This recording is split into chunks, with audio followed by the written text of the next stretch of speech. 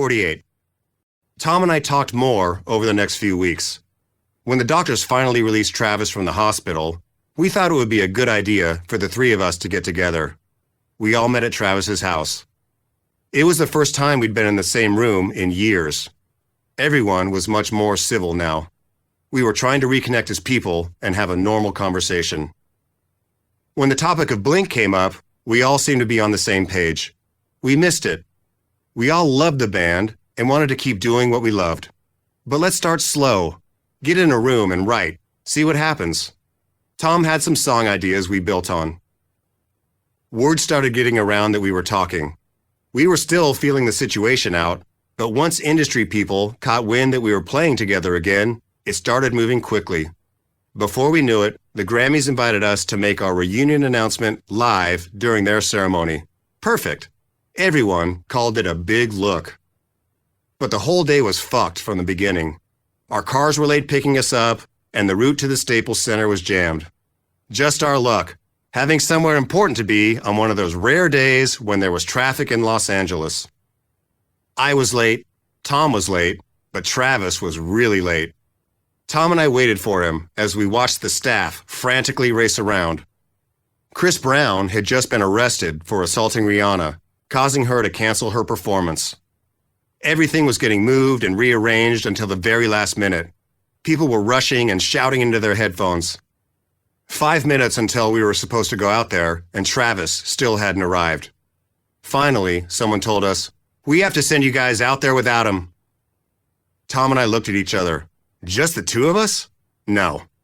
We were about to announce that the three amigos were back together, and we were short an amigo. But at the last minute, Travis came running in.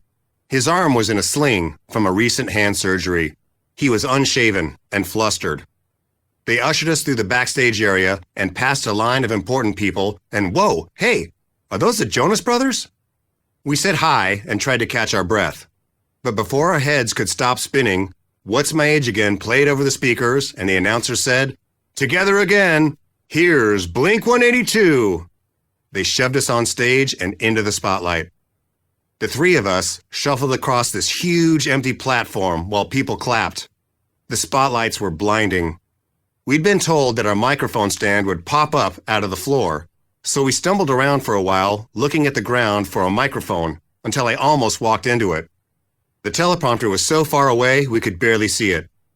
Travis stepped up to the mic and delivered the news. "We used to play music together," he said timidly, "and we decided we're going to play music together again." "Blink-182 is back," I added, hoping to put an exclamation point on it. This was our big announcement, 4 years in the making. Deaths defied and friendships mended, and it just didn't land. People were confused. We didn't look like us. We didn't look like we were ready to come out swinging. We looked like kids forgetting their lines at a school play. No one knew what to make of it. Our 30 seconds of spotlight were over, and we had to quickly pivot to our other job, presenting the award for Best Rock Album. We opened the card and announced that the Grammy went to Coldplay. They walked up in brightly colored Sgt. Pepper's jackets, while we faded into the background. I stood aside and applauded as Coldplay held their award and said their thank yous. While we waited awkwardly in the shadows, I realized 4 years is a long time to be away in this industry. No matter how big you've hit it, culture will eventually move on without you. Did Blink even belong in this world anymore? 49. When Blink got back together, it was like we were huddled around a tiny flame and no one wanted to breathe too hard and blow it out. We spent that summer on tour, playing giant amphitheaters with Weezer. Fans were excited we were back. We were excited fans were back. It felt like old times. Fun, familiar, safe. For me, it was comforting being in Blink again. My sense of self returned, and I was more confident. For the band, it renewed our appreciation for one another. We weren't taking Blink for granted anymore. We were respectful of each other and careful to protect the spark we shared when we played. But we hadn't released an album in 6 years and were playing songs from a past life. We refused to become a legacy act, playing the same set of songs into oblivion. We needed new music. When the tour ended, We got back to writing songs for our new album, Neighborhoods. Jerry was gone, and we didn't see how we could replace him, so we didn't. We produced the album ourselves. Maybe that was a mistake. No one was driving, and the process was a mess. The mental patients had the keys to the asylum. Writing songs for Neighborhoods made it apparent that we'd successfully reconnected as friends, but not as a band. The three of us had built new lives over the past 4 years. Tom had become a tech entrepreneur and UFO enthusiast. Travis was building a clothing and music empire, cementing his place as the most famous drummer in the world. It was hard to get everyone's schedules to line up to be in the same room at the same time. When we could all get together to write, it worked, but that was rare. We'd spend a couple of days coming up with ideas together, then retreat to our own studios to work on them separately. This killed the supportive energy that makes Blink, blink. Instead of that instant feedback I normally gave Tom about his guitar ideas, he would spend an entire afternoon crafting a chorus by himself in San Diego, only to be told the next day that we didn't like it. Tom returned to Blink a different songwriter than when he left. He kept telling us he wanted to retire Angels and Airwaves. He didn't have the energy to do 2 bands at once. Travis and I encouraged him to keep it going. He obviously needed the outlet for his more elaborate ideas. The best way I can describe it is this: Blink is Blink, and Angels and Airwaves is Angels and Airwaves, but Tom is always Tom. So when Tom brought an idea that we thought was too Angels for Blink, he took it personally, like we didn't like his songwriting. After a while, he asked, "If you don't like my ideas, why am I even here?" We weren't communicating well. There was no adult in the room, and we were limited to the language of the 3 skate kids we still were deep down. "That shit sounds kinda rad." "Nah, dude, that sucks." I miss Jerry. He never would have allowed any of this. We finished recording Neighborhoods and started preparing for tour. Then Travis called me in a panic. "Dude, I don't think we have the record. It's not done," he said. "We shouldn't do this tour. We're not ready." He wasn't wrong. We had some good songs, but not enough of them. We postponed the tour and kept writing. We finished tracking and sent the album off to be mixed. Then we left for a long tour, promoting an album that wasn't even out yet. The Neighborhoods tour was without question the hardest tour we'd done. Grueling and brutal in every way. As usual, the performances were solid, but behind the curtain, it felt cold and alien. Tom arrived as late as he could, walked directly to his dressing room, and closed the door. Showtime came, and we did what we do. The second the show ended, he was in a car back to the hotel, never to be seen. Travis, understandably, wasn't ready to fly yet, and we certainly weren't going to pressure him. When we toured Europe, Travis drove across the States in a bus, then boarded a boat across the Atlantic. We also adjusted the way we toured in the States, adding extra time to our schedule. Unable to fly between major cities, we had additional driving days. And as the saying about touring goes, if you're not playing, you're paying. Any day off in between cities was a day we weren't making money. That meant we needed to play smaller cities along the way, putting us in some weird venues. We took a few big paydays from casinos. Soul-crushing ordeals. The whole experience felt wrong. High rollers who'd never heard of us were gifted front-row tickets, while real fans cheered from the back. We played some private corporate events, which also came with huge checks and heavy nights of self-reflection. Is this what we've become? We still needed to approve the mixes of Neighborhoods, a simple task that devolved into a standoff. By that point, Tom had washed his hands of the whole album. He said he didn't need to listen to mixes. He trusted his engineer.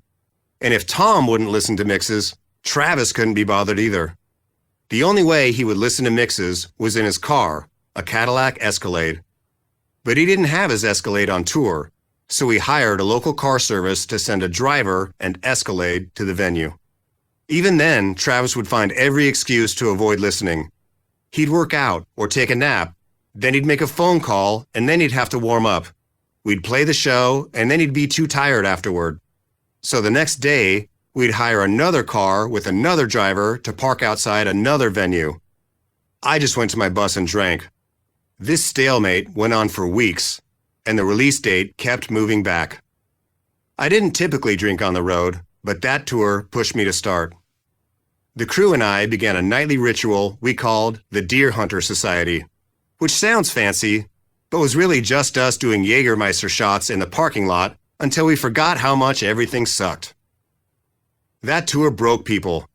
Crew members who'd been with us for years came home swearing they'd never tour again. It was a bad time to work with Blink. Our album was taking forever. The label needed answers. Which mixes are we using? Which artwork do we like? What are your touring plans? We avoided giving answers for weeks. Then we'd finally give an answer and immediately change our minds. Blink was so difficult to work with that our friend who worked at the label quit. 50. Our contract was up, and we needed to find a new record label to release Neighborhoods, so we scheduled some meetings. Easy, a cakewalk. Just breeze into the office, talk about how great we are, and walk out holding those big sacks with the dollar signs on them. The first label president we met with went through his standard pitch about taking Blink to new markets and building on the catalog of hit songs we'd written. He went on for a bit until Tom interrupted. Yeah, that's cool, but talk to me about action figures. Action figures? Action figures, coffee table books, art installations. Talk to me about the Blink-182 animated series. Oh, I understand. And yes, we can get to all that. But everything starts with great music. If you guys make the album of your lives, we can make anything happen. Tom scoffed. Music is the easy part. We can write hit songs in our sleep. We could take a shit on a CD and people would buy it. I'd give our music away for free, just to capture people's email addresses. I sank into my chair and screamed internally. Dude, did you really just fucking say that? I thought people only talk like that in movies. You just told someone whose entire job is selling CDs that their industry is an afterthought to you. It was not the conversation we needed to be having. We were just supposed to meet these people and feel them out, see how we fit together, and Tom was yammering about Blink-182, the board game. It felt like going on a first date and talking about how the two of you were going to decorate your house. That label didn't sign us. A lot of them didn't. It's hard to convince someone our band was going to be their shiny new toy when one of us was openly contemptuous of the label's very existence. Every meeting began with the executive thinking they needed to win us over and ended with them hurrying us out the fucking door. Eventually, we partnered with BMG, who gave us the best of all worlds, a label system and infrastructure while allowing us to own our masters. Lawyers and managers sorted the finer points of the money bag situation while we went back to work. The commodification of Blink-182 made Travis and me suspicious of Tom's motivations for rejoining Blink. He was so business-oriented now. Did he really care about the band, or just the money it could bring in? The two of us wanted to focus on making the next great Blink-182 album, but Tom was on some other shit. He couldn't care less about an album. Then there was Mod Life. Mod Life was a company Tom started that he swore would change how artists released albums in the face of Napster and file sharing. He wanted to give away music for free and sell fan club access to the bands. There were different tiers of fandom. If you paid a certain amount, you got access to VIP package tickets. For another amount, you could join live video chats with the band, etc. Full credit to Tom, a lot of these ideas later became commonplace, and he was ahead of the curve. Labels experimented with countless release strategies. One morning, we all woke up to a new U2 album on our phones that no one asked for. Travis and I didn't think it was right for us, and we resisted when Tom tried to get Blink on board. We'd always kept our side businesses separate.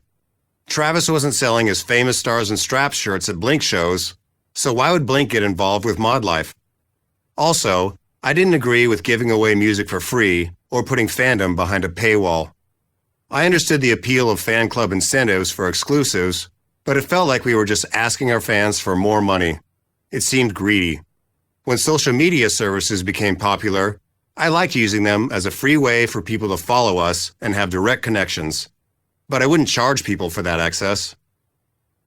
Tom was frustrated that we kept passing on Mod Life. which didn't help the mounting tensions within the band.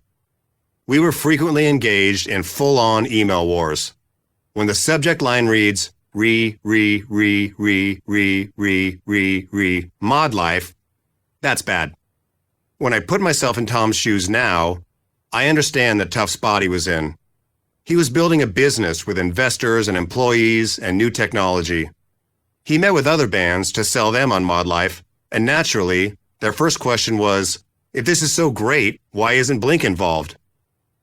One day, at the end of 2012, Tom called, excited. He had an idea. Let's release an EP in time for the holidays. 5 or 6 new songs. Get in the studio and write and see what happens. Like old times. Clean slate. Yeah? Shit, that sounds perfect. I'm down. Cool. Let's call Travis. Oh, and we should release it on Mod Life. Ah. I see. I get it. This wasn't a Blink thing. It was a Mod Life thing. Travis and I knew it. It was all clear now. This whole time, Blink was just a bank for Tom. A promotional tool for his other shit. But Tom had big ideas and wanted to prove he could make them happen. Pre-order bundles with holiday cards and exclusive t-shirts. The old model for releasing albums was dying, and this was the way of the future. We just had to write the songs, and his team would take care of the rest. Travis and I relented. We met up and banged out some of the best music we'd written in years. The energy was supportive and enthusiastic. We sounded like an angsty, pissed-off Blink-182. This was what it was all about. These moments of connection and creativity. We called it Dogs Eating Dogs and scheduled the release for mid-December. People would be unwrapping their Blink bundles on Christmas morning. But then, something went wrong with the pre-orders. People called, angry. The bundles were all fucked up. It was frustrating all around. Travis and I were frustrated because we were assured everything would be taken care of, but it wasn't. And there was no one to even yell at about it. We couldn't call up someone at the label to complain. And Tom was frustrated because it wasn't as easy as he thought it would be. I still don't fully understand what went wrong, but whatever it was, it confirmed for me what I'd suspected all along, that Mod Life wasn't equipped for a major release. Despite Tom's promises and high hopes, the world wasn't yet ready for a subscription-based fan service. It also confirmed to Tom what he'd suspected all along, that Travis and I had been lying in wait, secretly hoping he and Mod Life would fail, wringing our hands in gleeful delight when it all went wrong. Both sides were probably right. A few pissy phone calls and texts, and everyone collectively threw up their hands on the whole thing and said, fuck this. The EP eventually came out, and it was what it was. We spat a bloody mouthful of songs at the world. I flew home to London to shake it off. 51. Oh, right. Have I mentioned that I moved to London at this time? I moved to London at this time. Whenever Blink toured Europe, Sky and I went a week early and usually stayed a week afterward, just to spend more time exploring London. We love it there. For a kid who grew up in the California desert, the city was the exact opposite of everything I knew. The oldest structure in my hometown was built 50 years ago. London has older phone booths. In London, you walk among historic buildings in the rain. Walk? Historic? Rain? All foreign concepts to a desert kid. Jack was starting 4th grade, and I wanted him to grow up with a broader worldview than I had. Plus, as a grown American man, it's my duty to be fascinated by all things World War II. We packed a few boxes and woke up in London.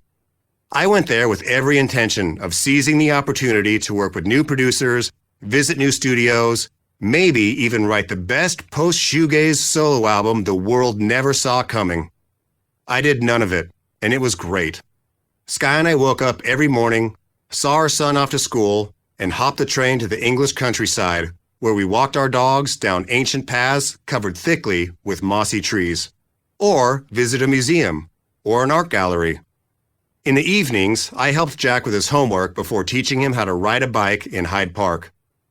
At 10 Downing Street, I parked my arse in Winston Churchill's favorite chair. Not to brag, but I learned to speak British while I was there. We drank champagne on the roof of Parliament while Big Ben chimed the midnight hour. I trained falcons and hunted pheasant. We bought a farm in the English countryside where I kept bees and chickens.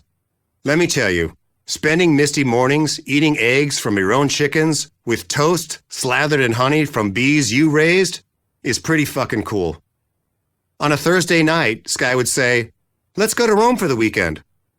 We'd book a flight, pick Jack up from school the next day, and be eating pasta in Rome by dinner time. Or Paris, or any of the other beautiful European cities. We visited Jerusalem and Turkey, the Maldives, popped down to Africa for a safari over winter break. It was pure family bliss. Chelsea Football Club, Royal Albert Hall, snowball fights, red wine.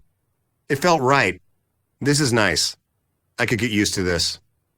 We planned on spending a year in London. 1 year turned into 2, and 2 years turned into 3. The problems surrounding Blink were an ocean away. 52. A gentle sense of peace and normality set in during those 3 serene years in London, but Blink was always there in the background, waiting. A reluctant obligation. An unopened email you never have the energy to face. This beautiful gift ignored. We could be doing great things, but no one wanted to start the machine.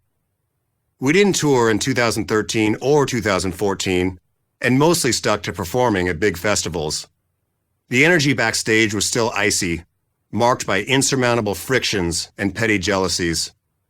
Tom was still closing himself off in his dressing room. I tried to go in and hang out with him a few times, but he wasn't having it. He seemed unhappy, distant. Sometimes he chartered planes and traveled alone.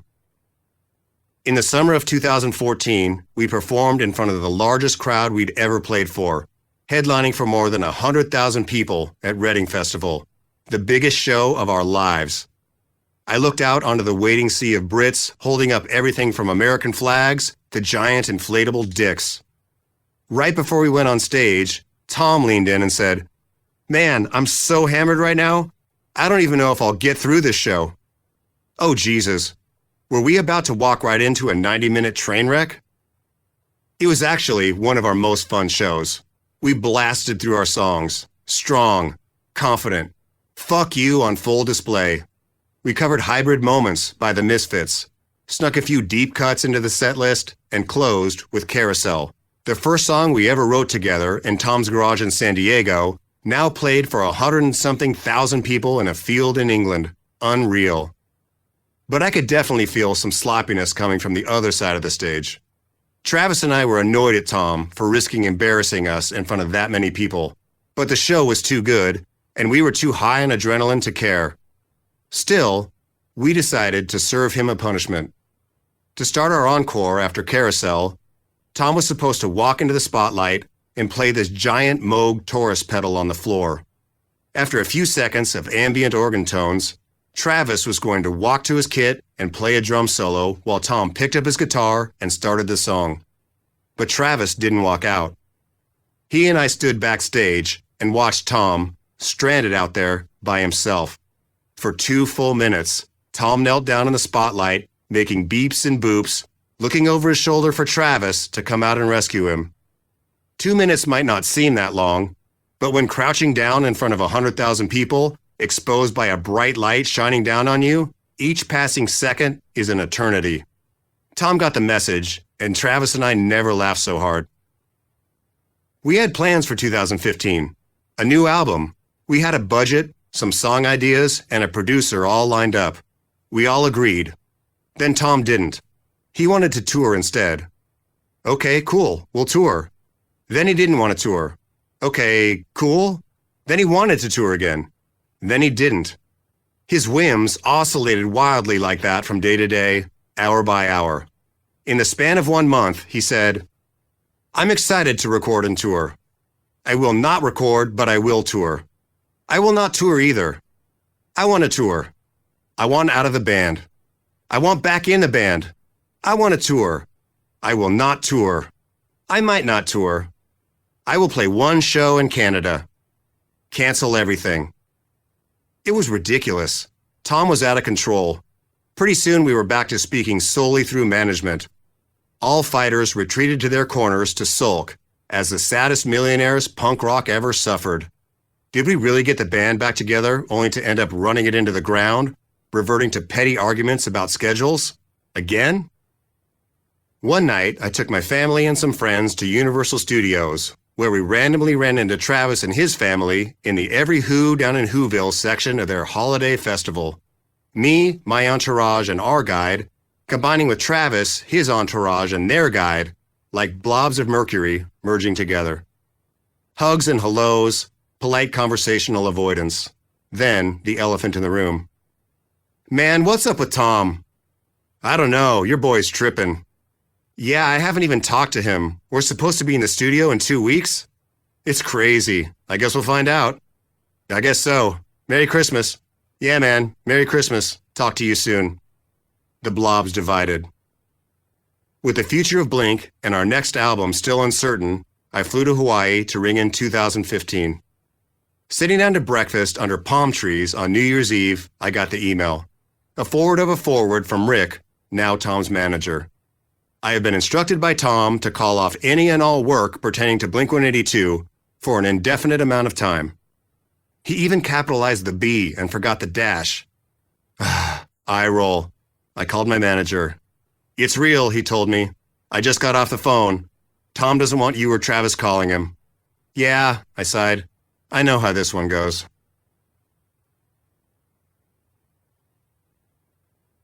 '53. So that was it. Tom was out, and Blink was done. Again. Wait, says who? Why did Blink have to end? When Tom quit the band the first time, Travis and I just kept our heads down and went to work. We let Tom control the narrative. Everyone assumed Blink couldn't possibly survive without the genius of the visionary Tom DeLonge, and Travis and I looked like the helpless chumps who got left behind. Fuck that. Not this time. No way. We had shows to play and an album to write. Neither Travis nor I were willing to have Blink taken away from us a second time. Fool me once, shame on me. Fool me twice, don't get fooled again. No indefinite hiatus shit. No high road. No comment. Not happening. This time, it's on. We spoke our minds when asked. Fuck Tom DeLonge. He quit. He's out. If he wants to make fucking movies about Bigfoot or aliens or whatever, fine. But we love Blink. We're continuing on like we always do. He's gone. End of story. Eat that, motherfucker. The press loved it. They couldn't get enough of the Blink boys bashing each other. And all three of us obliged. Looking back, I don't know which was worse. Keeping quiet like we did the first time Tom quit, or going to war like we did the second time. They both sucked. But at least this time, instead of being hurt and lost, I felt strong, emboldened. I'd been through this before and survived. I could do it again. Let's keep going.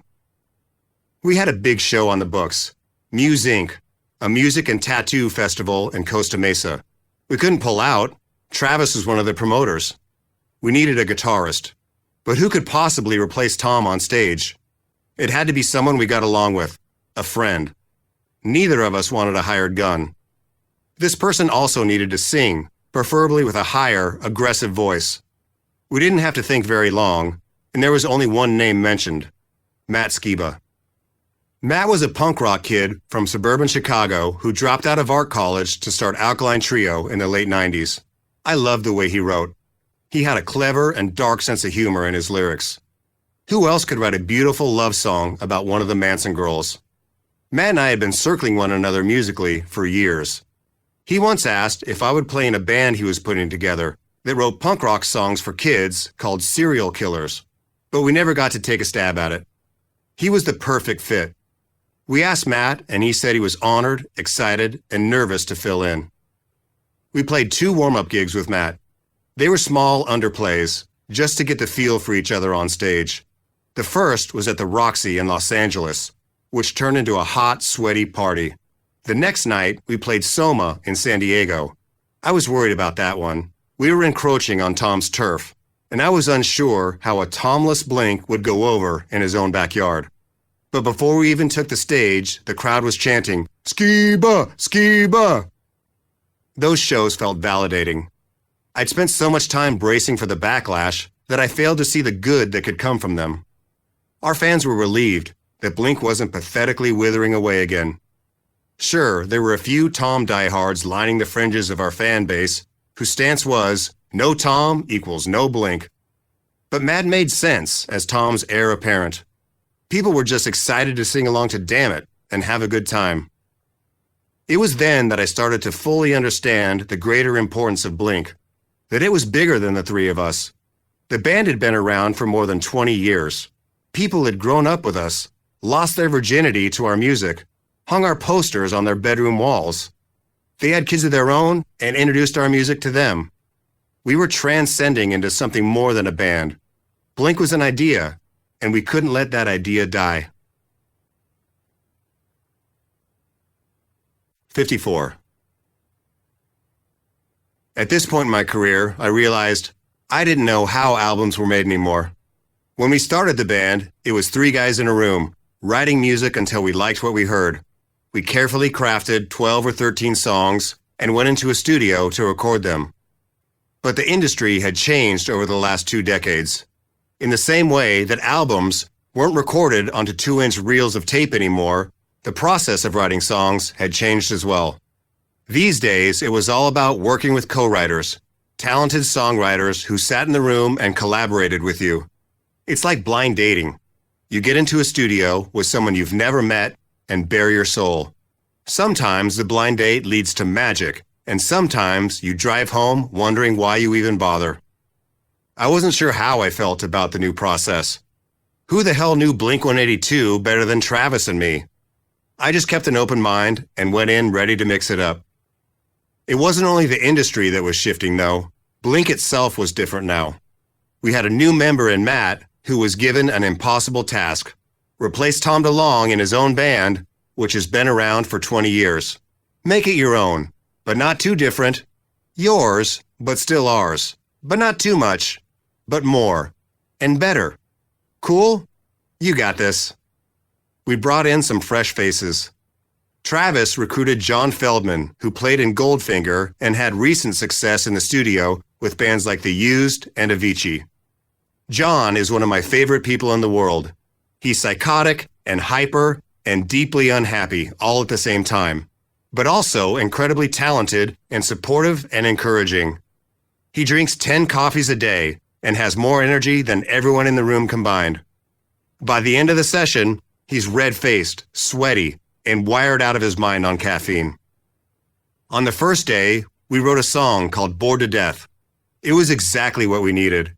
It had the energy and purpose Blink used to have. It felt like we were writing Enema of the State Part 2. It felt like we were back. Collaborating with different songwriters forced me and Travis to look inward. We shot a lot of ideas down and trusted our gut. We spent a lot of time in the studio trying to pin down what makes Blink, Blink. Blink is fun, catchy, big choruses, sometimes funny, sometimes serious. In the end, the truth is, Blink is us. We called the album California and scheduled it for release in the summer of 2016. The songwriting experiment immediately paid off. California debuted at number fucking 1. Bumped Drake right out of that top spot. Our first time there in 15 years. We played live on Good Morning America in Central Park. We took press photos at the top of the Empire State Building. Our tour was sold out. And maybe most impressive of all, we received our first Grammy nomination, Best Rock Album, up against Cage the Elephant, Weezer, Gojira, and Panic at the Disco.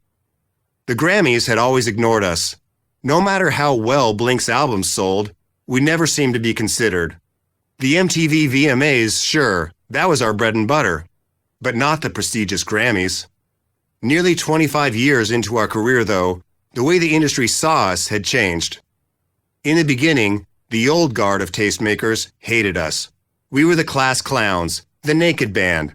But in 2016, younger acts like Panic at the Disco, Fall Out Boy, and even some hip-hop artists were citing us as an influence. A new generation of gatekeepers, music journalists, TV producers, Grammy voters, grew up with Blink and were in charge now. Somewhere along the way, we'd become the elder statesman. And the best part? I was fucking vindicated. We didn't need Tom to make a hit record. We could do it without him. He and I still weren't speaking, so I didn't know how he felt watching Blink succeed without him, but I didn't care. We toured the hell out of California. It was a fantastic summer to be on the road. Pokemon Go had just come out, and people were in the streets and parks on warm nights, laughing and chasing Charizards and Snorlaxes. Or maybe the plural is Snorlax? Pokemon fans, sound off in the comments. People of all ages showed up, fans from the 90s and young kids at their first concert. We didn't end up winning that Grammy, but we'd firmly taken a leap into a new era. We were selling out shows, and Blink-182 songs were on the radio. All was right in the world again. 55. Travis still talked about Tom the way a kid talks about his dad who went out for smokes 5 years ago. Even with all the success of the new Blink lineup, #1 album, radio hits, huge tour, Travis couldn't let go of the idea that Tom would return someday. He'd often start sentences with, "When Tom comes back in the band," and I'd have to break it to him. "Travis, you're not getting it. Tom cannot come back to the band. I don't want Tom back in the band again. Get it out of your head." For the next album, we wanted to swing for the fences. It was Blink's 9th album, which we called 9, for reasons I don't remember. We had a new label that wanted to push us into bigger markets. California had done well in alternative rock, but now it was time for us to catapult the new Blink-182 into the pop world. We pulled out all the stops.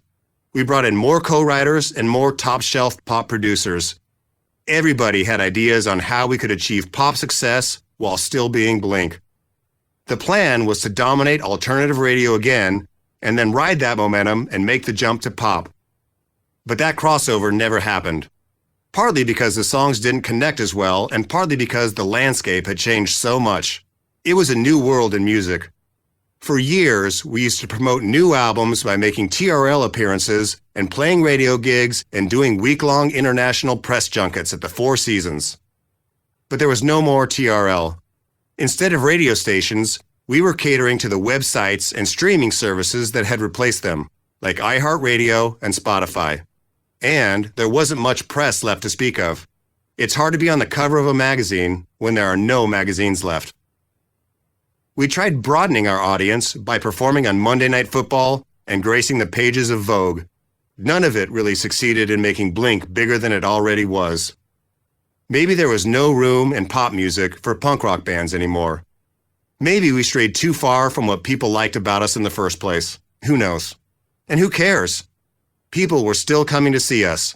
We could stay on the road as long as we wanted.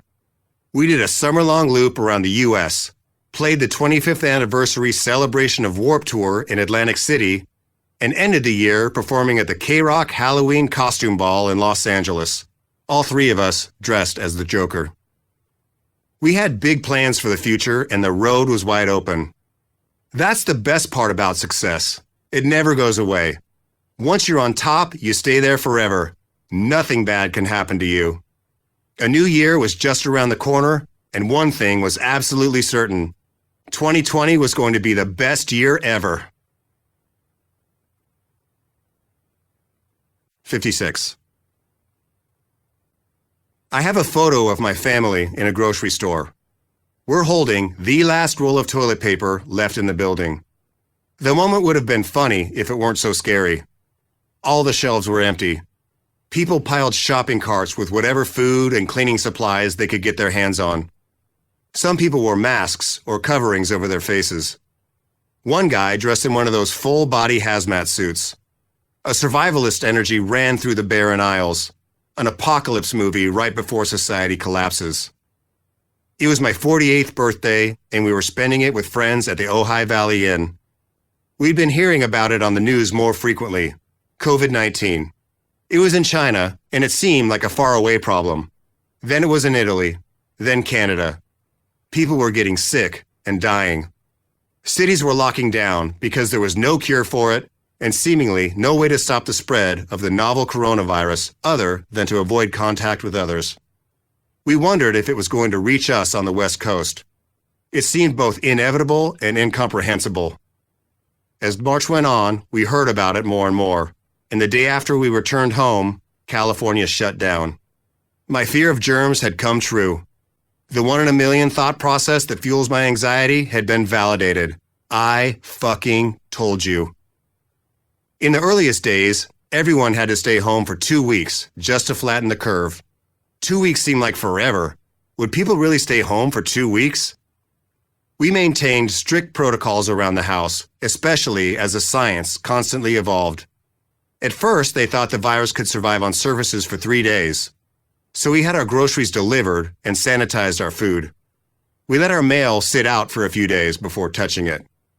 We kept masks and Purell containers everywhere. We didn't see friends much, and if we did, it was only at safe distances in the open air of our backyard. 2 weeks turned into a month. A month turned into several months. The longer we stayed in, the more volatile the outside world felt. I had to stop looking at the news and social media. I couldn't take the constant stream of hatred and confusion. Everything had gotten so extreme and polarized, far right and far left, conspiracy theories and misinformation, curfews and lockdowns, QAnon, Antifa, Donald Trump, Dr. Fauci. We didn't start the fire. My phone was killing the last remaining shreds of my sanity. Why am I so unhappy lately? I'd ask myself as I stared into a beam of pure, concentrated negativity for the 10th consecutive hour. It was morbidly addicting. A new word was popularized that year: doom scrolling. With no one else to take the frustration out on, my family ended up in heated arguments. But despite the occasional Hoppus family shouting match, the pandemic wasn't so bad.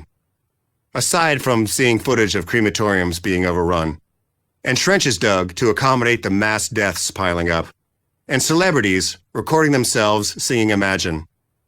It was hard for me to complain anyway. I was very lucky and had a more comfortable situation than most people. I got to spend time at home with my family, a luxury for most touring musicians. Jack and I played video games and binge-watched TV shows together. Still, it wasn't easy watching a teenager miss his rites of passage. No prom, no birthday party. We covered our car in streamers for his drive-through high school graduation. One uneventful day blurred into the next. Weeks of Animal Crossing and Lego sets and Tiger King and swimming and jigsaw puzzles and grilling. We got really into the song Howl by Yost. It became our home's unofficial soundtrack to the pandemic. At night, we sat by the fire and listened to it together, wondering what the fuck was happening to the world. Every few days, my manager called to tell me we were pushing a Blink tour back 2 weeks. Then he'd call back and say we were pushing it back another 2 weeks. We kept postponing and postponing until finally we gave up and canceled everything and stopped trying. Blink was not unique in this. The live music industry ground to a complete halt. Music venues shuttered, some temporarily and some never to reopen. The new year eventually came and brought some hope. A vaccine. That January, I volunteered at a drive-through vax site set up at Magic Mountain. I directed traffic as people pulled up to get their first shot. Older folks and people with compromised immune systems came first. Watching their relieved expressions as they drove away was a much-needed source of optimism. They smiled and pumped their fists in long-awaited triumph. We did it! We made it! Hey, wait a minute. Don't I know that traffic attendant from TV? Is that Johnny Knoxville? As a volunteer, I received my first vax shot early, which brought some sense of reprieve. It felt like we were winning the war on the virus and the world could return to some version of normal, whatever that was. 57. Apparently, 9 straight months of staring into the abyss is not good for mental health. Who knew? The world was finally showing the first signs of hope after COVID-19, but I was feeling worse than ever. All that time trapped inside my own mind caught up to me. I was spiraling again. Obsessive thoughts, panic attacks, suicidal ideation. My 1 in a million thought process had been validated yet again. This time on a global scale by the pandemic. Nothing felt safe. Medication wasn't working. Talking to friends wasn't working. I was willing to try anything to shake the feeling of dread that clung to me every day. If nothing else, it would force me to take a break from playing video games on the couch all day. One May afternoon, I was expertly slicing my way through Mongols in Ghost of Tsushima when I rubbed the back of my shoulder and felt something. A lump that wasn't there before. Or was it? I checked my other shoulder. Nope, nothing there. Huh, that's weird. I took the next step a man takes when discovering a new oddity on his body. I asked my wife to look at it. Does this look weird to you? She agreed that it did look a little weird. Should I ask Dr. Jill? Might as well. Dr. Jill is our family doctor, but also a longtime friend. I sent her a text. Hi, Jill. For the past couple days, I've had this dull, sore lump in my shoulder, kind of right where it connects to my neck, that could either be fatal lymphoma or a sore muscle. At what point should I be concerned and have it looked at? She told me to come in that afternoon. I went to her office. She felt my neck and shoulders while making small talk. I started to worry when I realized she wasn't really listening to me, just nodding and concentrating. She said she needed more information and sent me downstairs for an x-ray. As soon as I was out of earshot, she turned to Sky. I don't like the look of that lump at all. After I got the x-ray, Dr. Jill sent me to the top oncologist at Cedars-Sinai. He inspected me and sent me to get blood drawn. They took my blood and sent me to get a core biopsy. They shoved hollow needles into my shoulder dozens of times and sent me to get an MRI. They injected dye into my blood and sent me into the tube for scans. A few days earlier, I was a free man, open to the possibilities the newly reopened world had to offer. And now I was a human pincushion. I definitely wasn't Mark from Blink-182 anymore. I was a patient, a number, a case. I was the member of the herd that was about to get thinned. In the middle of all this, I arrived for the first session with my new therapist. I still had no idea what I was supposed to talk about. Ever since I was a kid, shrugging my way through the therapist's questions about my parents' divorce, I found it uncomfortable sitting there, telling a complete stranger all my problems. Where do I even begin? And how dare I even feel like this? But I was in a bad way and needed help. I could finally admit it. I shook my therapist's hand and thanked her for seeing me. Before I even sat down, my phone rang, my oncologist's office. I'm so sorry, pardon me for just a second. I have to take this. I stepped outside and answered the call. I listened and nodded while the doctor on the other end said things. I listened and nodded some more while he said more things. Then the call ended, and I walked back into the therapist's office and sat down. Well, I just found out I have lymphoma, so I guess I know what we're talking about today. 58. The chemotherapy treatment I needed was called R-CHOP. There was no decision to be made, no other options to weigh. They couldn't cut it out or kill it with radiation. The cancer was in my blood. It was everywhere. R-CHOP was my only hope. It sounded terminal. Diffuse, large, B-cell lymphoma. An 8-syllable diagnosis, stage 4A, which meant that the tumors had spread to other parts of my body. The lymph node on my shoulder, and another in my neck, and more in my abdomen and intestines. And those were just the ones that showed up on the scans. There were countless more cancerous cells floating around my bloodstream that the scans couldn't detect. I thought I'd pulled a muscle. Are you sure it's not a pulled muscle? I went to the City of Hope Cancer Center for a second opinion, and they told me the same thing. B-cell, 4A, R-CHOP. The tumor in my shoulder was the size of a lime. Turns out cancers are measured in fruits. Lime in the shoulder, grape in the neck, several persimmons in the gut, scattered raisins. I died that week. I accepted the certainty that I was done. Finished. The bill had finally come due. All the anxiety, all the depression, a lifetime spent waiting for the other shoe to drop. It all came true. We'd finally reached the third act of the mobster movie where everything falls apart. This is where the cops bust through the door and get their man. Say hello to my little friend. The cancer diagnosis kicked out my last remaining crutch of sanity. I was despondent. I couldn't hold a single thought about anything else. I was dead, dying. I needed to make arrangements. I needed to put my house in order before I was gone. I called my son at college. Hey, can you talk for a minute? I just talked to my doctor and found out that I have cancer. Yeah, for real. Yeah, the bad kind. Chemotherapy. No, I'll be fine. Of course I will. Don't worry. The doctors say I'll be fine. I'll be fine. I'm sorry to interrupt your day. Go back to class. I love you. One by one, I called my parents. Hey, can I talk to you for a minute? I just talked to my doctor and found out I have cancer. Yeah, for real. Yeah, the bad kind. One by one, I called my closest friends. Hey, can I talk to you for a minute? I just talked to my doctor. And then I ran out of people to call. Our dearest friends lived just down the street, and we often took walks with them. One morning, we all started up the block, pretending like it was a normal day just like any other. I got about 10 yards before I couldn't do it anymore and broke down. I collapsed on the sidewalk in the middle of Beverly Hills and cried. My oncologist was a chill dad in pink scrubs. His attitude toward the situation was reassuring. He was blasé about it, like I was getting a routine dental cleaning. You're going to be fine, Mark. It's cool. Don't worry.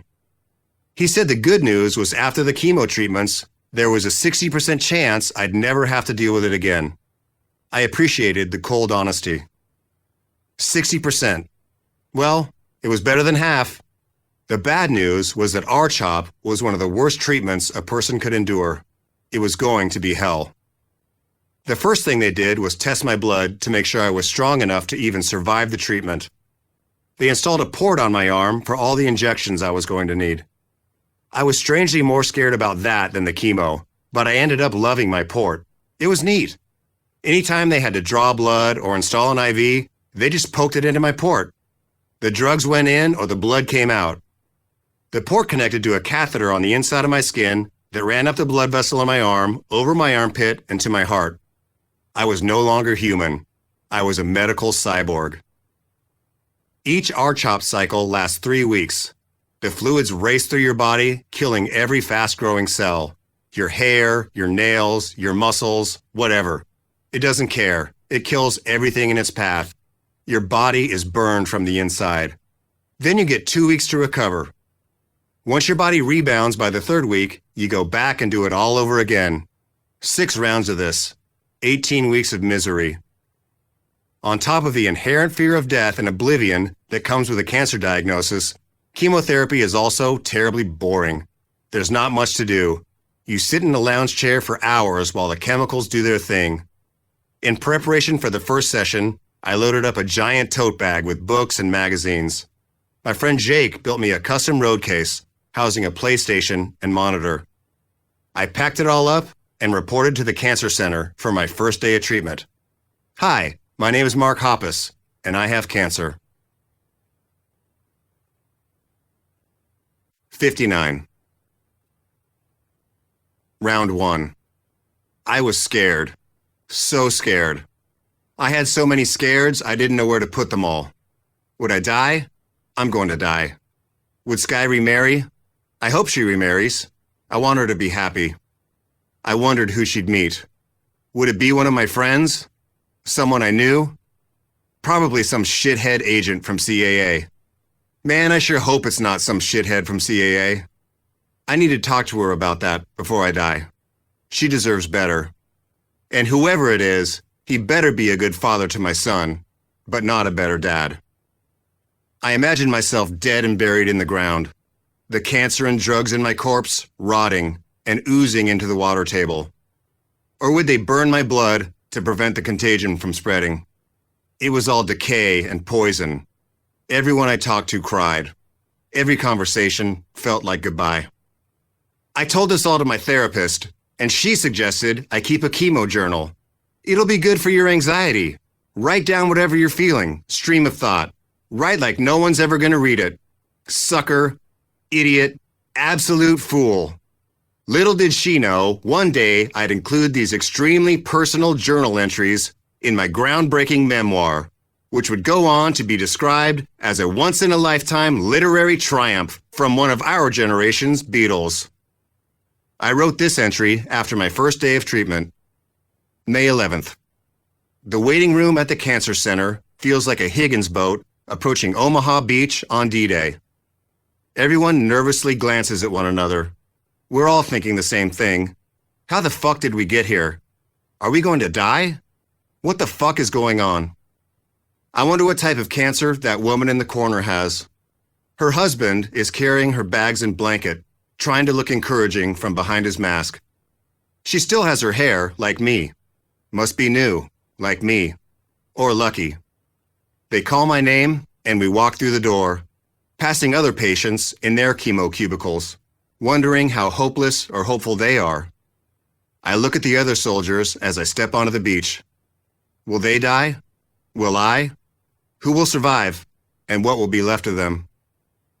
We walk to a large room with 3 walls and a curtain at the corner of the building. The room has a beautiful view of Wilshire and Doheny. Oh wow, this is great, isn't it? Yes, it is. And also, I'm here because cancer might kill me. The nurse comes in and starts the process. The first step is pulling off the bandage covering my port. Could have done without that.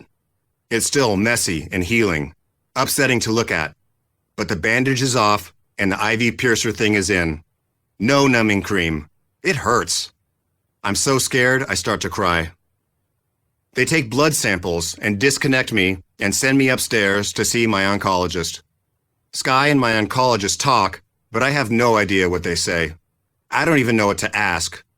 Sometimes I realize I'm a cancer patient undergoing chemotherapy and still know so little about what is going on. He sends me back downstairs where they attach me to the IV setup and pump me full of Benadryl, which hits quick and hard. The worst jet lag on an overnight flight you just can't seem to fall asleep on. I take Tylenol. Maybe I took the Tylenol already. I feel like I took the Tylenol already. Wait, saline? They're flushing my lines. I'm woozy. The nurse attaches the first bag. It takes 4 hours. Sky is here to help with blankets, and do you need your pillow moved and whatnot. We ordered Jones on 3rd for lunch, and I don't really like what I got. I never do, and yet I continue to order from there. Note to cancerous self. Jones on 3rd isn't as good as you remember. You Los Angeles son of a bitch, what's wrong with you? You're undergoing chemo, and you're still critiquing restaurants? Get a grip. I try to look at magazines, but quickly lose interest. Try to play video games, but quickly lose interest. Try to read the internet, but quickly lose interest. And then it's done. After the first round of chemo, Sky took me to a cactus store in Pasadena. I wanted a cactus to commemorate the occasion. I walked down rows and rows until I saw one that stood out. A mutated saguaro cactus.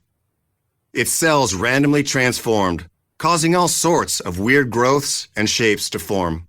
It was beautiful, like billowing clouds. This cactus understood me. We were the same, he and I.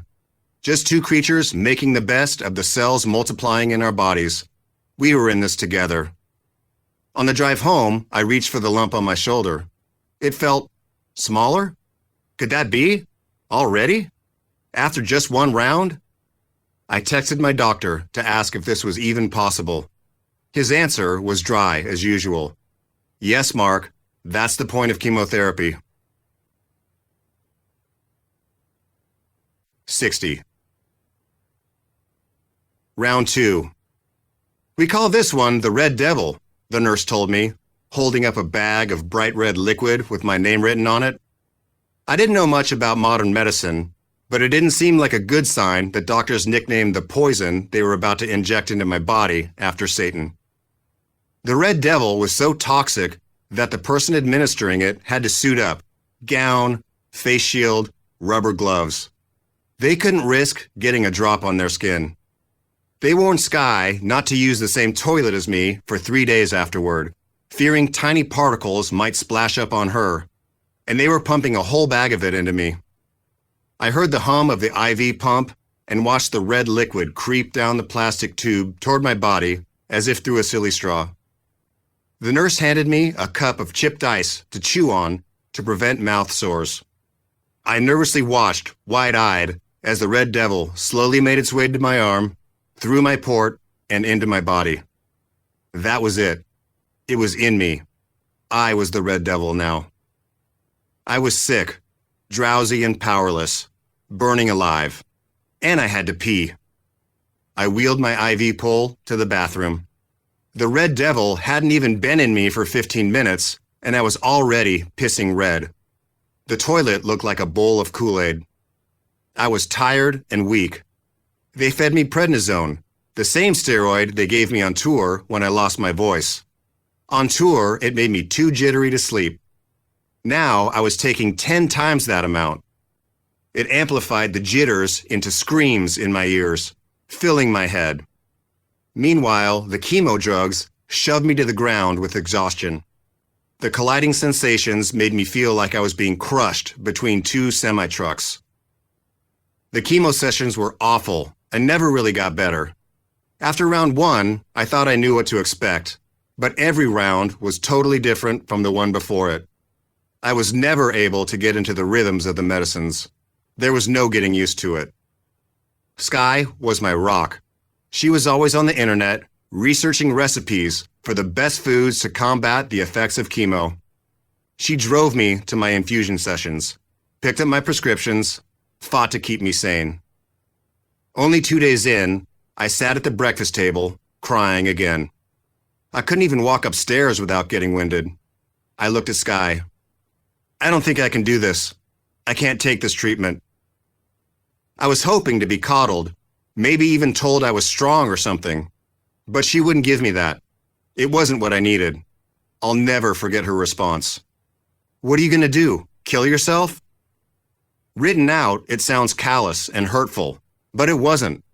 It was a kindness, a genuine question. Are you going to kill yourself? Is that what you're saying? Because if so, you need to tell me now so I can prepare, so your son can prepare. It was tough love, and she was right. What was I saying? Which path was I going to choose? What choice did I have? It was either continue putting myself through unimaginable pain for 4 more months or accept defeat and die. I had to at least try, if only for Sky and Jack. I was afraid of dying, but I was more afraid of letting them down. May 23rd. In the car today, I ran my fingers through my hair and a bunch came out. Then more.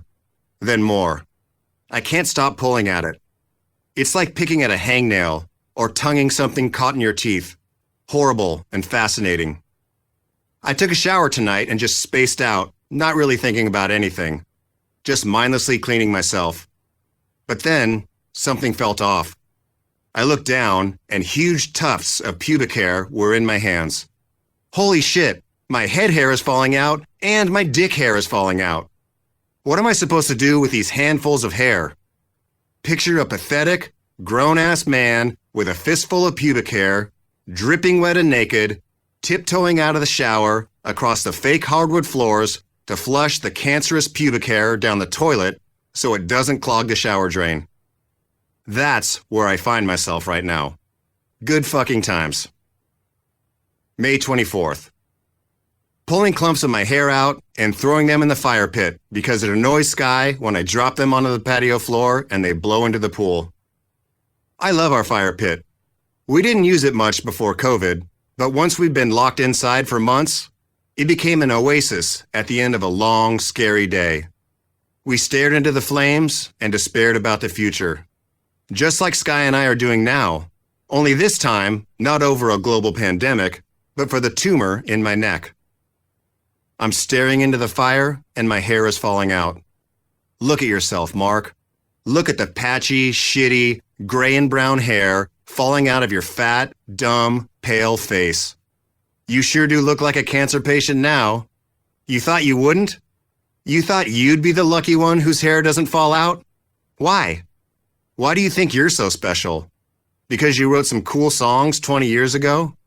You think cancer cares about the rock show? Man, you got cancer because of the rock show, you pathetic coward. Oh, boo-hoo. You have everything you ever wanted and you still feel empty inside? Fuck you. Success is wasted on you. You thought you could sell millions of albums and not come down with a deadly disease? Where's the balance in that? Haven't you watched literally any movie? You think you're the first one to go through this? You're so insightful. Go pull out your hair, idiot. If, and that's a big fucking if, you beat this cancer, it's not because you're brave or you're a real fighter or any other self-serving hyperbolic bullshit. If you beat this cancer, it's because you sat at home on your stupid, arrogant, self-important ass and let the chemicals do their work. Simple as that, and end of story. You're a real fighter? Holy shit. You're just too afraid to do the right thing and die. No, don't do that. Think positive. R-CHOP chemotherapy. Who's with me? Is this therapeutic? Is this helping? Writing down on my thoughts? My hair is falling out, and I'm throwing it into the fire.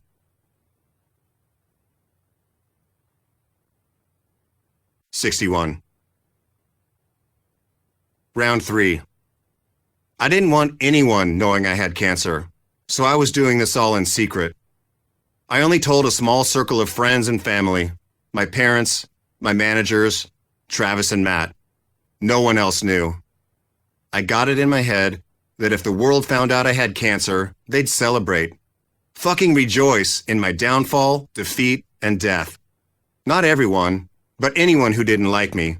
All the people who were waiting for me to fail. It would draw them out of the shadows and give them an opportunity to laugh at the misfortune of the Blink-182 guy. The nurse gave me a shot of Benadryl, and I got fuzzy. Sky took a photo of me in my chemo chair. Pale and groggy, tubes hooked up to my port, bags full of God knows what. I captioned the photo, "Yes, hello, 1 cancer treatment, please." I'd been posting something positive or funny like this to my inner circle of friends before every round. It was my way of embracing the experience and claiming ownership of it. Maybe if I could turn it into a joke, it wouldn't be so scary. I sent it to my close friends, sat back in the chair, and slipped into the disturbed sleep of a patient hooked up to chemotherapy drugs. Just as I was drifting off, I got an alert from my manager, April. "Did you mean to post that photo publicly?" Oh, fuck. In my drugged-up stupor, I accidentally pressed the wrong button. I sent the photo to the whole world. I quickly deleted it. Okay. Not a big deal. Maybe no one saw. This is fine, right? It's fine. The drugs overtook me, and I fell asleep. I woke up to my phone overflowing with messages, texts from everyone I knew. Our publicist called and said radio stations were asking what was going on. They wanted to know if I was planning to release a statement. A statement? I could hardly think. I was so weak from the drugs and chemicals coursing through my body that Sky had to help me walk to the car. The messages piled up on the drive home. People asked if it was real and if I was okay and how serious it was. I couldn't possibly answer them all. We turned on the radio and the DJ was talking about me. There were rumors I was dying of cancer. I told Sky to pull over. On the side of the road, I typed the first thing I could think of and hoped it made sense. I sent it to my friend, Lisa Warden. Lisa was the program director for the biggest alt station in LA, 98.7 FM, and an old friend who championed Blink from day one. She programmed the playlist for K-Rock back in the day and had been supporting us since 1997. She was one of the reasons anything became of Blink at all. For the past 3 months, I've been undergoing chemotherapy for cancer. I have cancer. It sucks, and I'm scared. And at the same time, I'm blessed with incredible doctors and family and friends to get me through this. Within minutes, Lisa read my statement on the air, and I lost it. Hearing my own words read back to me over the radio made me feel like Tom Sawyer watching his own funeral. I think the news shook my fans. For years, Blink-182 represented indestructible youth. And now, the guy they saw on TRL was hooked up to IVs. A lot of people have told me it made them reflect on their own mortality for the first time. The outpouring of love I received over the next few weeks was overwhelming. Not only did no one laugh at my misfortune, it actually healed fractured friendships. People I hadn't talked to in 15 years reached out to ask how they could help. I was sent more gifts than I could fit in my house. Crystals and sound bath drums and blankets and beanies and slippers. Fans who had survived lymphoma sent me support videos. Some recorded themselves covering Blink songs. Those were incredibly emotional to watch. It was also humbling, fulfilling, and gratifying. It gave me strength and hope. I didn't realize how heavy the burden of enduring this in secret had been. I'd always tried to be as open and accessible as possible, but I had been keeping everyone in the dark about this huge life challenge. When I live-streamed myself playing video games in between treatments, people asked if my head was shaved underneath my baseball hat. I ignored them. I hated feeling shady with people who supported me. Now, a giant weight was lifted off my cancerous shoulders. I could own this experience. I needed that more than I knew. But as helpful as it was, I knew all this love and support would only get me so far. There were sobering reminders that this fight wasn't over. While I was undergoing chemotherapy, a dear friend of ours was battling pancreatic cancer. She and I texted each other on treatment days. Fuck, this sucks. Yeah, it does. She handled it with the determination of a warrior. Never broke down, never cracked. Always positive for her husband and 3 daughters. Her strength gave me strength.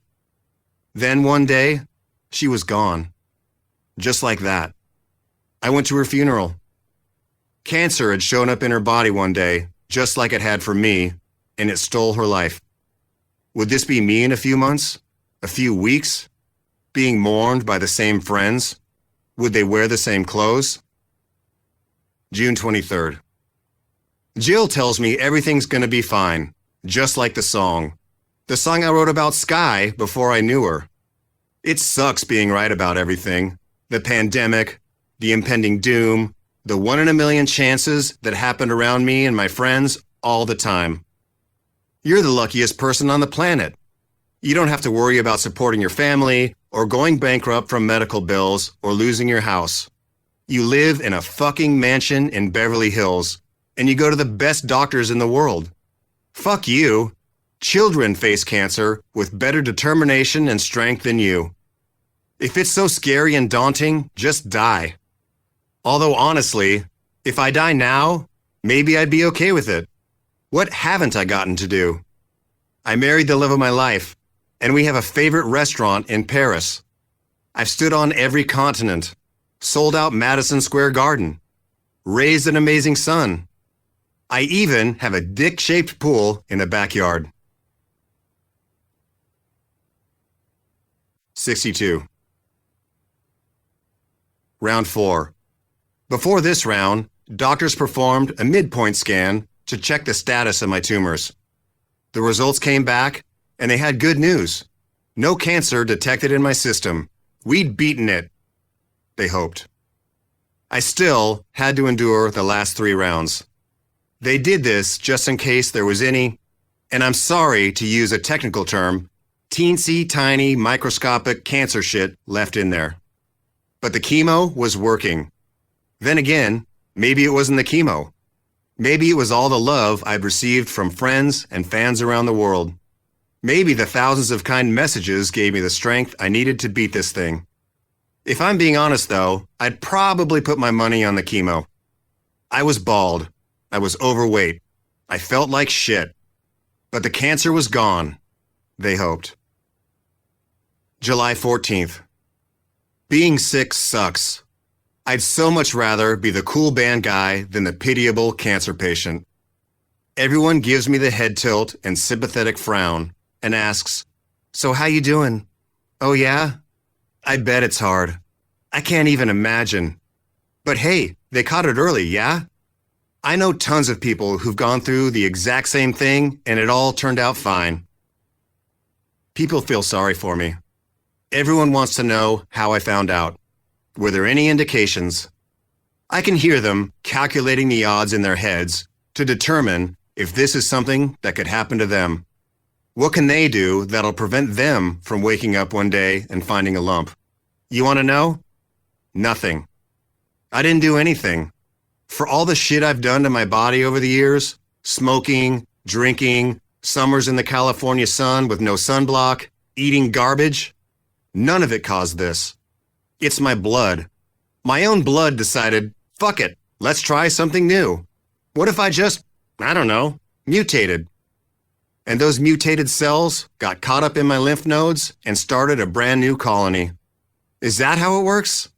Holy shit, I don't even understand my own cancer. I'm lucky that anybody checks in on me at all. For real. That's not facetious. Everyone reaching out has been great. I have so many kind and caring friends. Good people. I'm blessed. 63. Round 5. Sort of the doldrums of cancer treatment here, if I'm being honest. The elation of the all clear gave way to the realization I still had 2 rounds of this shit left. Back to the chair. Back to the thrumming electrocution of steroids and the crushing weight of chemo. Back to the hours of boredom. This is never going to end. August 4th. Walking to the restroom, I passed a woman in her chair wearing a Social Distortion sweatshirt. I stopped and said, "Hey, Social D." She looked up at me from her chemo, like, "What?" I pointed to the shirt and said, "Social Distortion." She mumbled something back and nodded. Why'd I do that? I hate my chemo time and want to be left alone. Why would I try to make small talk with someone undergoing theirs? To try and feel normal? None of this is normal. Everyone here is fighting for their lives. This isn't a cocktail party, although in a way, it is.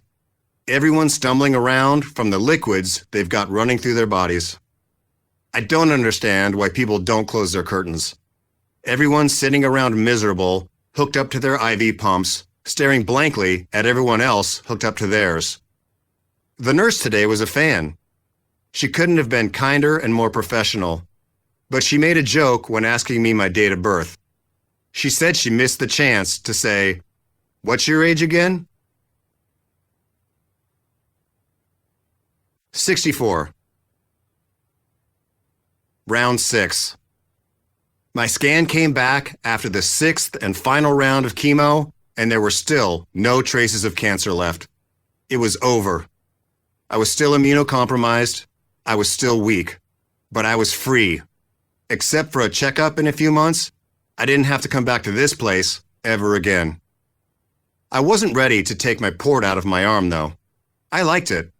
It had grown on me. It was part of me. And what if the cancer came back? Wouldn't I need it then? Best not to tempt fate.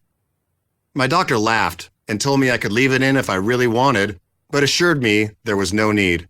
The cancer was gone.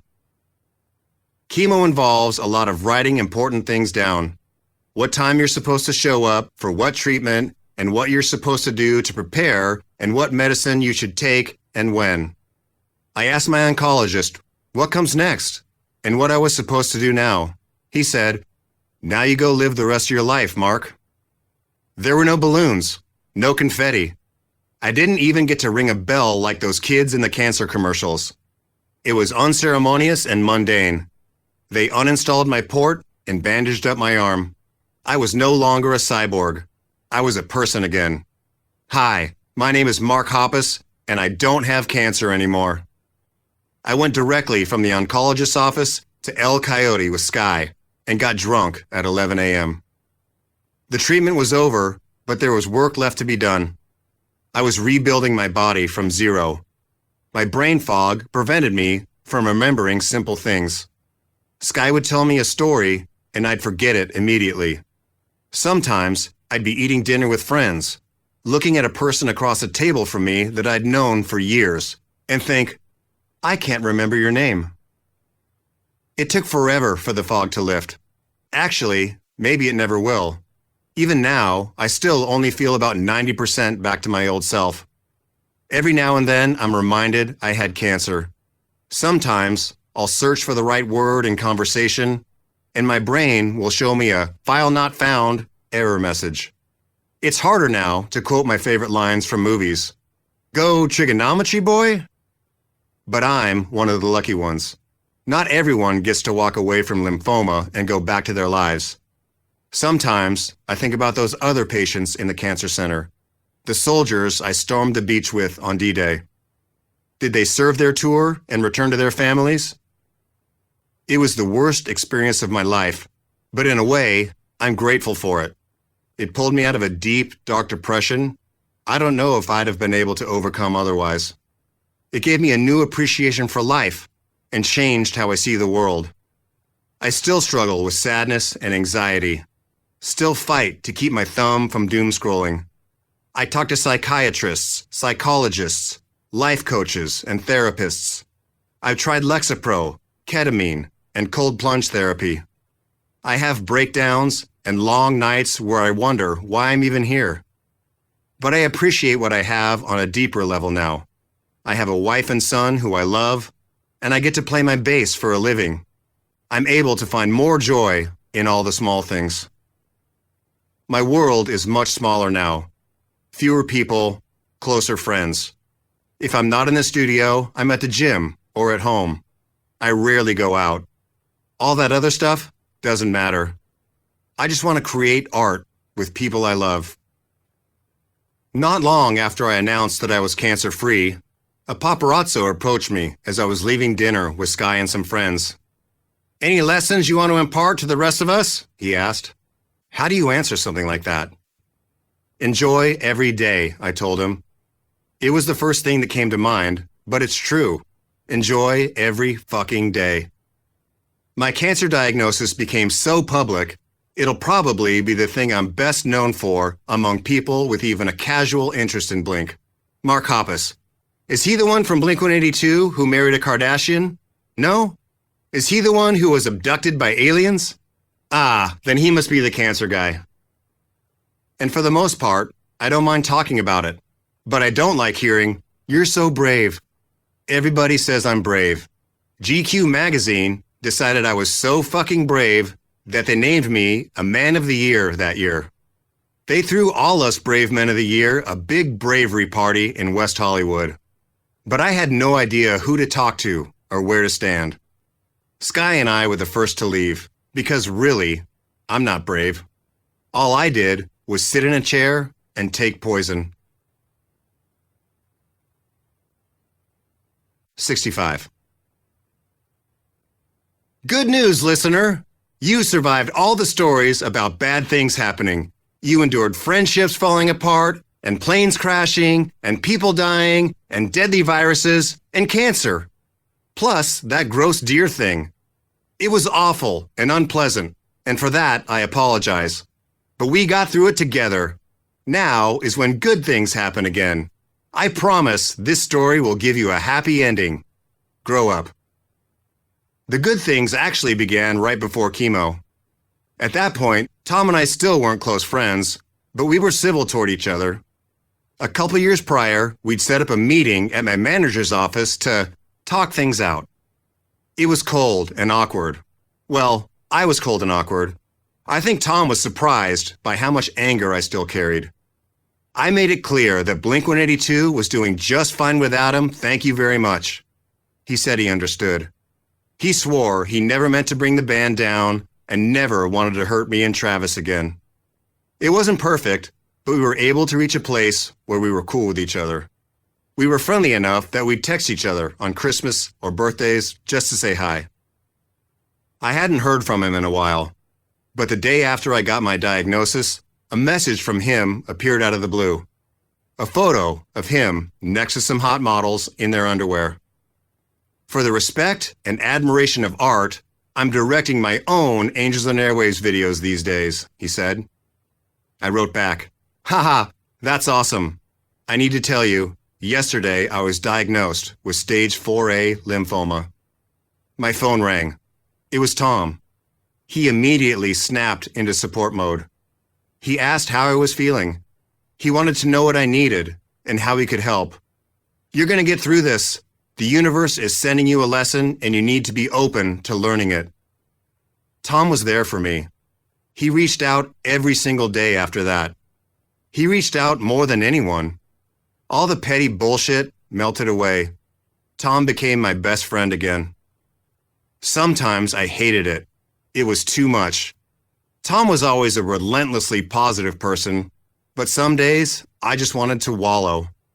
I wanted to waste away on the couch feeling sorry for myself. But Tom wouldn't let me. Every day he sent me a new joke, or an old photo of us rocking out, or just a dick pic. Before my first round of chemo, Tom and Travis came to my house. We talked for hours.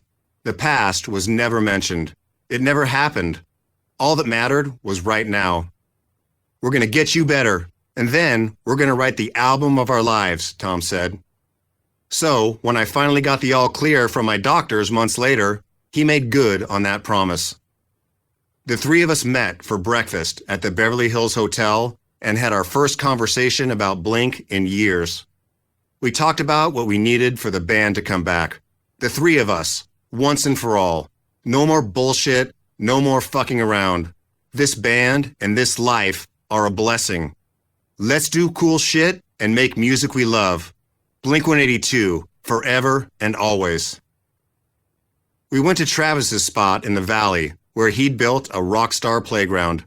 A huge compound with a recording studio, space to film music videos, and a gym. It took me a while to get back into musician mode. I hadn't played bass or sung in 4 years. My brain was still slow and foggy. But Tom, Travis, and I bounced ideas off each other until slowly the fog started to lift and muscle memory returned. Things were different this time. We all were. Tom had gone through a divorce, hit emotional rock bottom, and was rebuilding himself into a new person. He brought the best Tom to the studio every day. Riffs and melodies, enthusiasm and love. Travis brought his best self as well. He'd spent the past few years producing other artists and took the reins early on. He was full of vision and guidance and support. We were writing something special, and Travis recognized that before anyone. We were all in. It felt like old times. It felt like new times. The three of us were a family again.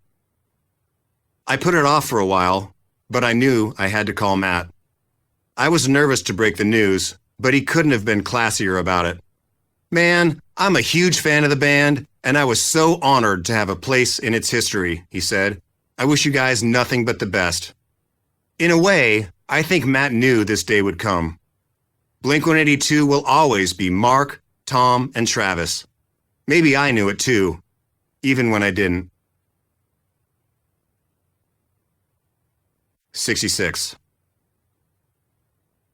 This story ends where it began, the California desert. It's as hot and windy as I remember as a kid. Wind turbines spin in the distance as we head through Indio traffic toward the Coachella Festival grounds. Coachella is a cool kids festival that Blink was never invited to play. For years, the hottest artists from every genre got asked to perform. But not us. For whatever reason, we never got the call. Then, one day, the phone rang. Coachella was scrambling. The main act for the festival's second weekend, Frank Ocean, dropped out at the last minute. They needed a replacement headliner for Sunday night. It was Thursday. So here we are, on less than 3 days' notice, on our way to headline the biggest festival in the country. In a way, the stakes couldn't be higher. The last performance of the weekend, reserved for the largest acts. But in another way, it feels like there's no pressure at all. The last performance of the weekend? Surely, everyone will leave early to beat the traffic. Back home to tend their sunburns and UTIs. All we have to do is go up there and play our hearts out for anyone who sticks around. We pull up to the festival grounds. I look out the van's window, and a group of college-age women walk alongside us. They pull off the path, hike up their skirts, and piss along the sidewalk. Dudes shotgun beers. The sun hasn't even gone down, and someone is already puking. Everyone is young and beautiful. Younger than I was when I started this band. Have they even heard of Blink-182? We head through security. Blink has a compound backstage all to ourselves. It's packed with friends and managers and agents and lawyers and relatives. Everyone I've ever met says hello. Faces from another lifetime. Tom sits with his new wife, Marie. She's kind and encouraging. His mood is positive, happy, and excited. Travis is late. He finally arrives with his new wife, Courtney, surrounded by a flurry of activity. So many phones and cameras pointed at them. She's trying to calm him down. Our tour manager gives us the warning. 1 hour! I start my routine. Stretches, vocal warm-ups. I spent the past year relearning how to sing after chemo damaged my vocal cords. I stopped drinking altogether, lost 40 pounds. I catch a glimpse of myself in the mirror. My hair, which has grown back a little grayer. The scar on my arm where my port was. I have an idea for a joke. Yeah, I love Indio. I love coming into your mouth. Hey, should I say that on stage? My manager, April, shakes her head. No come tonight, Mark. Okay, roger that. No come. Half an hour. Already? Okay. Pour myself some tea. Brush my teeth. 15 minutes.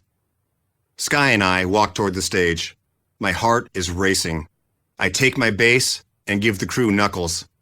I see my other manager, Gus, who looks concerned. I knew it. No one stuck around. We're about to play to an empty field, aren't we? What's wrong? I ask. Did everyone leave? No, Gus says. No one left. The whole festival is here. I peek out from behind the wall and look out onto a mass of humanity stretching as far as the eye can see.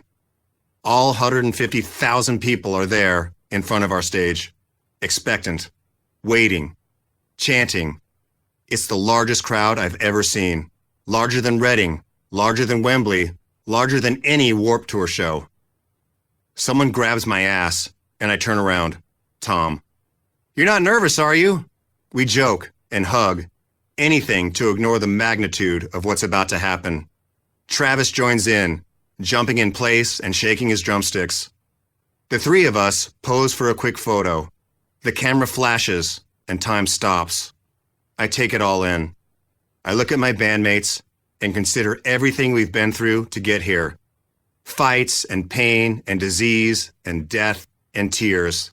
The joys and successes, heartbreak and loss.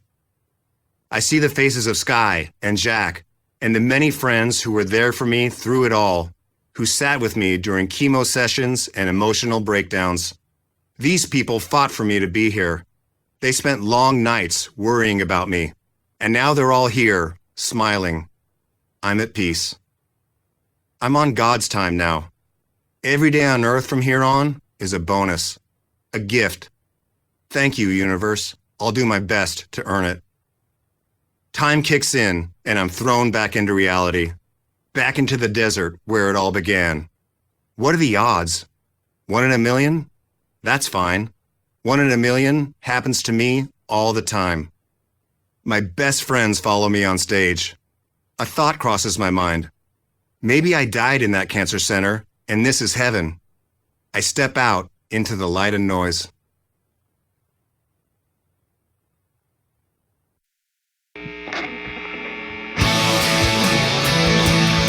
This is Mark Hoppus. This unabridged production of Fahrenheit-182, a memoir by Mark Hoppus with Dan Ozzie, was presented by Day Street Books and Harper Audio, and directed by Travis Tunn. It was recorded at the Invisible Studios in West Hollywood, California. This program was produced by Like 2,000 Pounds, engineered by Stephen George. Executive producer, Suzanne Franco Mitchell. Managing editor, Karen Radner. Production manager, Nathan Rossborough. Music by Mark Hoppus. Fuck yeah.